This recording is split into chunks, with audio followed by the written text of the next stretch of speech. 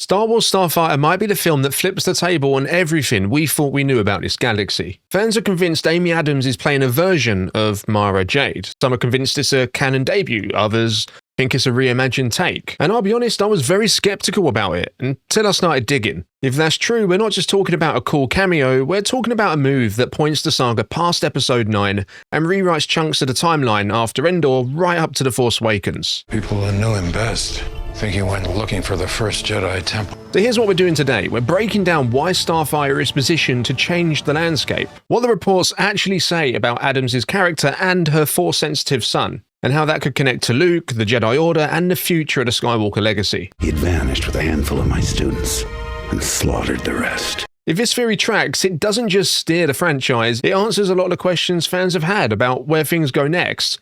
And there are stakes here. If Mara, name or not, exists in this timeline, it means Luke's Jedi weren't wiped clean, and Rey might be gathering survivors rather than starting from zero, and the Skywalker story might not be over. By the end of this video, you'll see how the pieces fit, what's solid, what's speculation, and whether Starfighter is really about to rewrite Star Wars. So falls the last Skywalker. Before we jump in, don't forget to leave a thumbs up on today's video, subscribe and smash the hype button, it really helps us out. If you want to catch more Star Wars movie coverage going forward, you're in the right place. Now with all out of the way, let's get into it.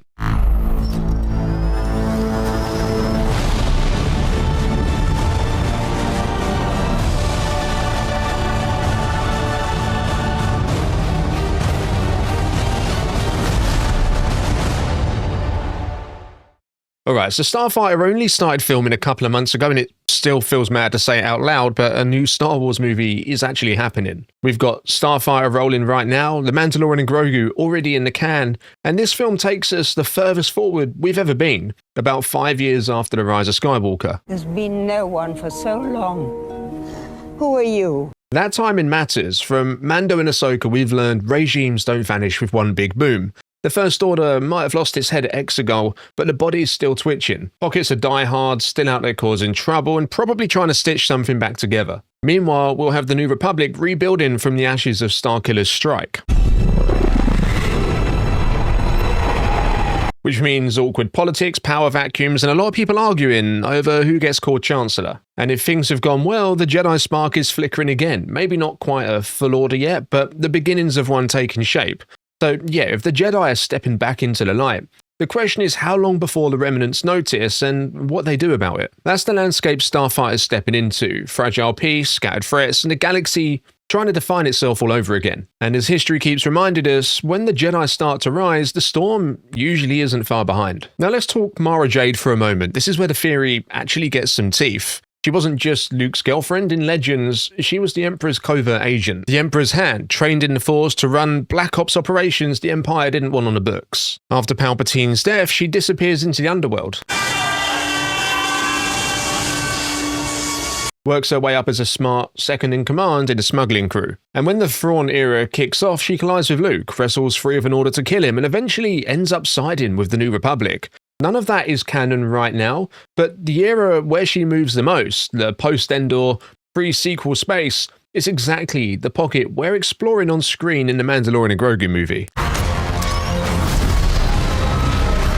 That's why people are connecting the dots. A Force-trained operator with smuggler's ties is exactly the type of character Starfighter could use to bridge the old guard to what comes next. And if Filoni's movie really is drawing from Heir-to-the-Empire, you can see the lane where a Mara type threads through Mando and Grogu, and then steps cleanly into Starfighter without needing that whole surprise it's Mara Jade title card. The smarter play is seeding her, an overheard codename, a red-haired assassin rumor, a mission that only someone with Imperial training could pull, and letting the reveal breathe later. And here's the real tease. If Mara Jade exists in this era, name or not, what does that do to Luke's story once we start connecting her path to his? And so here's where the report kicks in. Reliable scoopers say that Amy Adams' character is a Jedi, and here's the big wrinkle. She has a Force-sensitive son. Ryan Gosling's character isn't Force-sensitive, but he and the kid are positioned as the two leads, which tells you where the emotional weight of this story is headed. The read right now is that Gosling's been tasked by her to get the kid out of harm's way. Escort mission, yes, but with the kind of target that draws all of the wrong eyes. If that's true, who exactly is hunting them? And what does the kid represent that's worth chasing? The timing makes it even more interesting. We're about 5 years past the rise of Skywalker.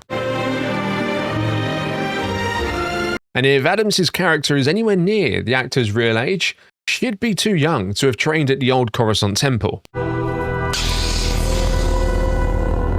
That points to someone who came up after the fall, trained in the margins, not a classic academy. That profile lines up eerily well with Mara Jade. And before anyone asks, no, I don't think Rey's had time to churn out a full roster of Jedi in that window, which is why a character like this stands out. There's also the whole uncle detail around Gosling and the boy, reported as a nickname, so maybe not literal family. But the official set photos really do the heavy lifting here, a smuggler fit, cockpit grime, the whole thing.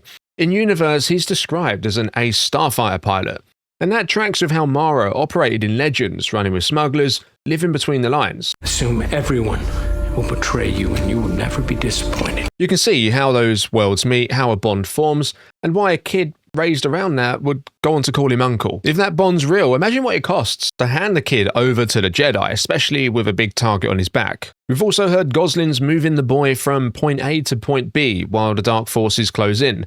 The destination feels obvious. Get him to the Jedi, or whatever counts as the Jedi right now, maybe even Rey herself. 1,000 generations live in you now.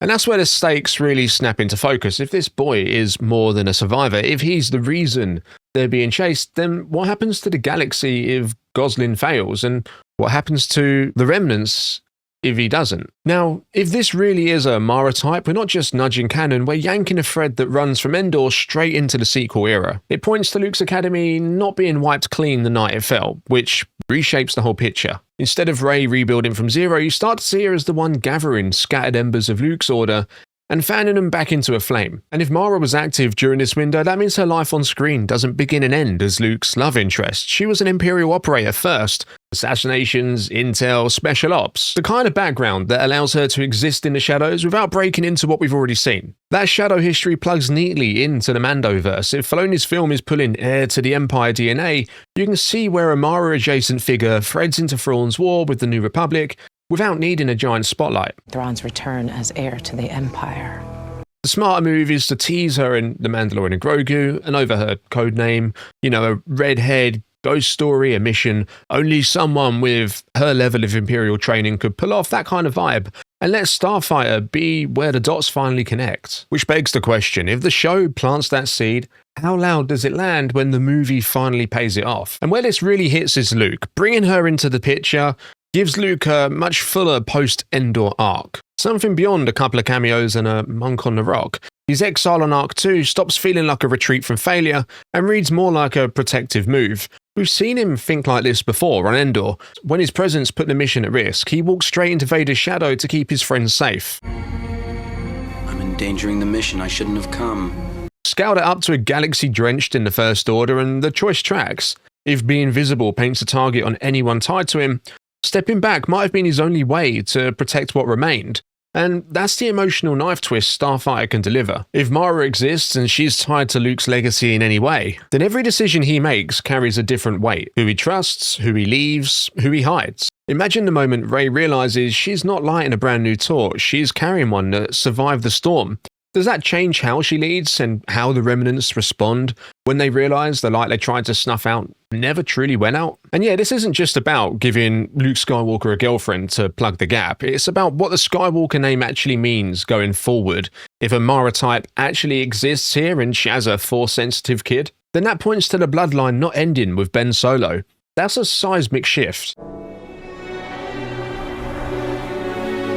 In Legends, Luke and Mara had a son, Ben Skywalker, but that name won't carry over here. So the fun question becomes, what would a new Skywalker name look like in canon? And what kind of expectations does that kid inherit the first time it's spoken out loud? And yeah, the ages line up in a way that makes the picture sharper without breaking anything. If the boy's too young to have been at the academy when it fell, he survives off screen by design, which raises the real tension.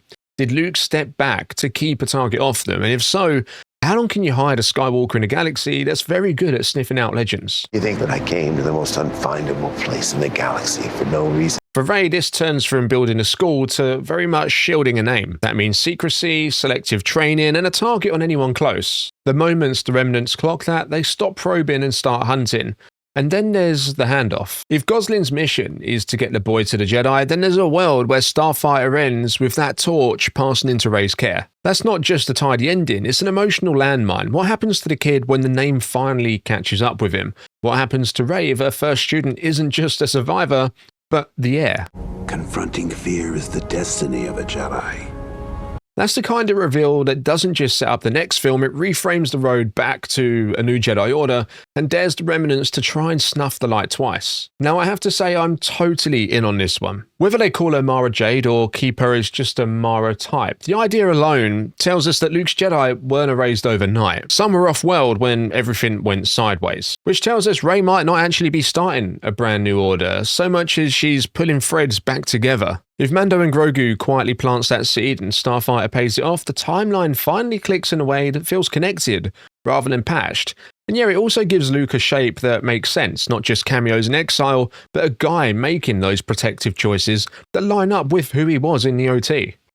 I am a Jedi, like my father before me. And if the boy is actually theirs, then the Skywalkers aren't a closed chapter, they're a responsibility. But yeah, here's the real question. If that truth lands in story, do we see a quieter, more grounded rebuild under Rey? Or a public line in the sand that just dares the remnants to come for it? I'll admit, I wasn't sold on Amy Adams as Mara at first either, but the current Thrawn direction, the ages lining up as well as they do, and the look all point the same way. A frightening reality for those who may oppose us. Fans have clocked that Finn Grey also has a touch of young Hayden to his appearance as well, and while that alone proves nothing, it fits the broader read. Sure, there are many reasons why villains would chase a teenager, but in this part of the timeline, Luke Skywalker's son moves the needle the most. So yeah, will this fix every gripe people had with the sequels? No, but it reframes the intent. Luke's choices read less like abandonment and more like protection. Rey's arc feels less like replacing and more like safeguarding. And if Starfighter really is step one in a post-Episode 9 trilogy, handing the kid to the Jedi at the end gives the new Jedi Order movie a clean runway to take off from.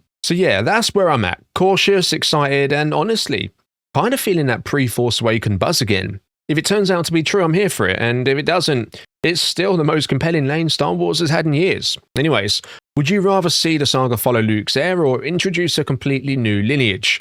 What excites you more? As always, drop your thoughts, theories, and wildest speculations down in the comments below. If you enjoyed this video, be sure to check out our latest deep dive into the Mandalorian Grogu, which is now up on the channel. Don't forget to leave a thumbs up and make sure you subscribe so you don't miss any of our upcoming videos. Thanks for watching, I'll see you in the next one, and may the Force be with you.